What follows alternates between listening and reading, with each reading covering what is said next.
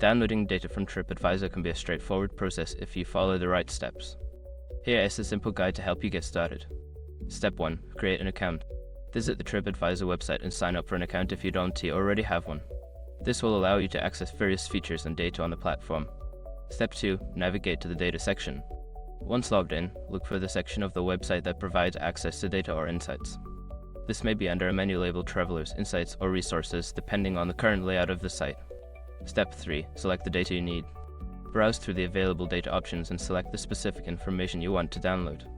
This could include reviews, ratings, or travel statistics. Step 4. Choose the download format. After selecting the data, you may have the option to choose the format in which you want to download it.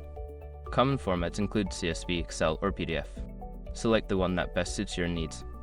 Step 5. Download the data. Click the download button to save the data file to your device. Make sure to check your downloads folder to locate the file once the download is complete. By following these steps, you should be able to easily download the data you need from TripAdvisor. Happy exploring!